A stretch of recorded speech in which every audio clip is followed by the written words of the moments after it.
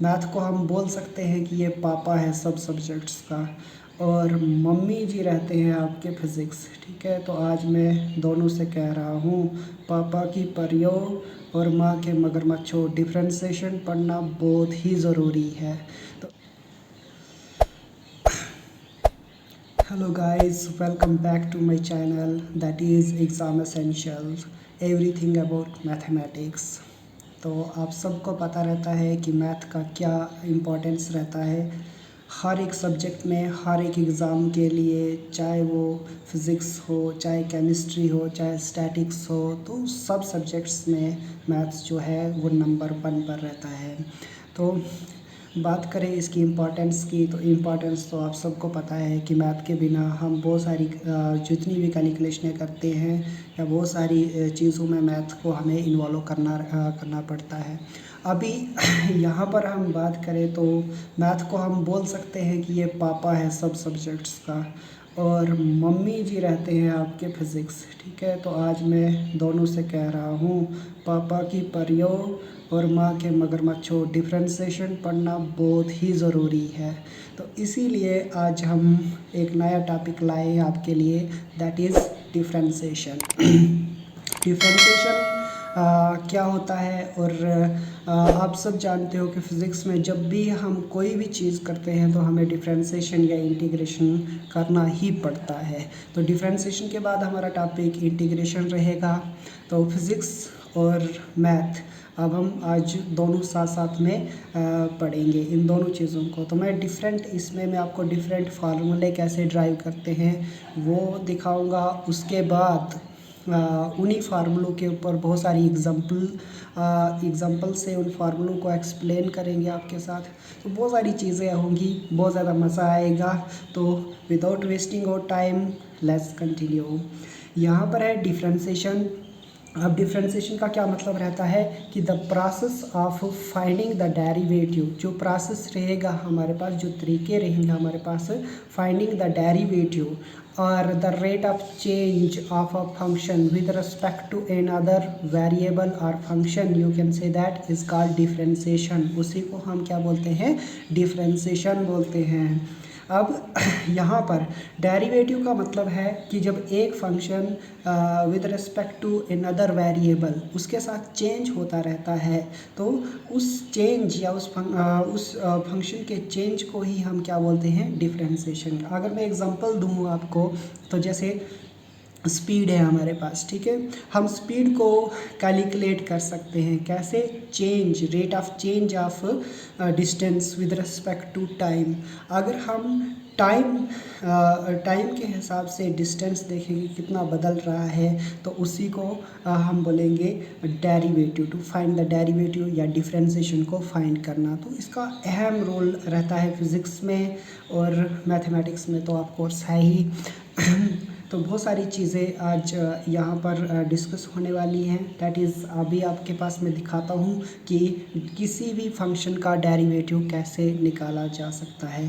तो अगर बात करें फंक्शन की, तो फंक्शन क्या होता है, जब एक सिंगल इमेज आपकी सिंगल इमेज बनती है कोडोमेन्स में, तो उसी को हम क्या बोलते हैं, फंक्शन। फॉर एग्जांपल, अगर मैं एग्जांपल के तौर पर बात करूं, आप अपने दोस्त के साथ कहीं शादी में गए हैं, आपके दोस्त को सब पहचानते हैं लेकिन आपको कोई नहीं पहचानता। वहाँ पर आपका जो होगा वो सिंगल रिलेशन होगा, हर एक के साथ सिंगल रिलेशन होगा।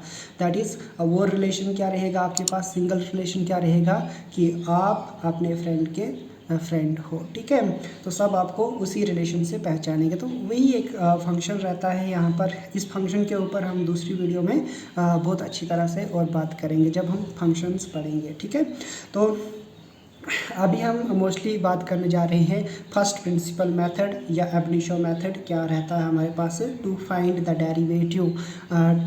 Derivative of a function. ठीक है, तो चलो शुरू करते हैं। Let us consider a function.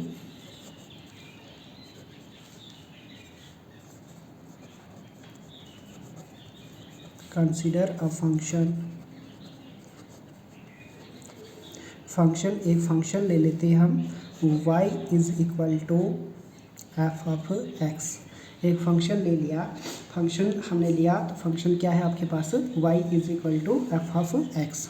अब यहाँ पर आप क्या करोगे, let del y and del x be the small increment in the value of x, y and x respectively।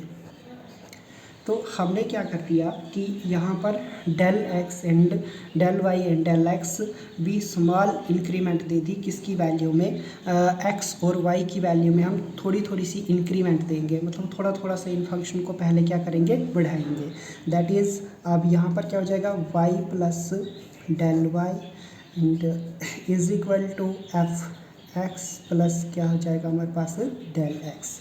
तो ये हमने थोड़ी थोड़ी सी इंक्रीमेंट दे दी है किसकी, एक्स और वाई की वैल्यू में। अब देखिएगा, तो यहाँ से डेल वाई को अगर हम सब्जेक्ट बनाते हैं तो एफ और ये एक्स प्लस डेल एक्स ऐसे ही रहेगा, जो ये साइड में प्लस वाई था आगे जाकर माइनस वाई हो जाएगा। अब यहाँ पर एक और लाइन लिखते हैं, del y is equal to f x plus del x, और ये जो माइनस वाई है ना, माइनस वाई की वैल्यू यहाँ पर देखो, यहाँ पर लिखा है वाई की वैल्यू क्या है, एफ ऑफ एक्स, तो हम यहाँ पर लिखेंगे एफ ऑफ एक्स। अगर किसी को कोई प्रॉब्लम होगी तो वो यहाँ से देख लेना, फ्रॉम इक्वेशन फर्स्ट, ये कहाँ से ली हुई है, तो फ्रॉम इक्वेशन फर्स्ट से हमने ये वैल्यू ली है। अब यहाँ पर नेक्स्ट स्टेप क्या होगा, स्टेप वाइज देखते जाइएगा। तो हम करेंगे d i v i dividing del x both side, दोनों तरफ से हम क्या कर लेते हैं, डेल एक्स को डिवाइड कर लेते हैं। तो ये हो जाएगा del y upon del x is equal to f x plus del x minus F of x upon del x. अब ये स्टेप भी आपने याद रखना है कि हम क्या कर लेते हैं कि डिवाइड कर लेंगे डेल एक्स कहाँ से, बोथ साइड से, ठीक है। अब नेक्स्ट स्टेप आपके पास रहेगा taking limits, taking limit del x approach to zero both side. अब यहाँ पर लिमिट का कंसेप्ट आया, तो आई थिंक आप सबने इस लिमिट्स को पहले पढ़ा होगा, थोड़ा बहुत आप जानते होंगे कि लिमिट का मतलब क्या होता है कि not exactly that quantity, it means कि उस क्वांटिटी के बहुत ज़्यादा क्लोज। जैसे मैं बोलता हूँ del x approach to zero, तो ये एग्जैक्टली ज़ीरो नहीं है, इसका मतलब ये रहता है कि ये अप्रोच कर रहा है ज़ीरो को। तो इसकी वैल्यू या तो आपके पास 0.00 कुछ रहेगा, 1 रहेगा, या 0.00 या 0.0000 ऐसे कुछ इसकी वैल्यू रहेगा, मतलब बिल्कुल क्लोज ज़ीरो के, but not exactly equal to zero, ठीक है। तो चलो इसको लिमिट दे देते हैं हम। तो limit del x approach to zero del y upon del x is equal to, ये हो जाएगा हमारे पास लिमिट, यहाँ पर भी लिखते हैं del x approach to zero, और आगे हो जाएगा हमारे पास F x plus del x minus F of x upon del x. अब हमने क्या कर दिया, लिमिट जो है दोनों तरफ से इसको क्या दे दिया है, लिमिट दे दिया है। अब यहाँ पर ये वाली जो चीज़ है ये होता है फार्मूला, सॉरी मैंने यहाँ पर d y upon d x लिखा है, तो ये क्या है, डेल एक्स है।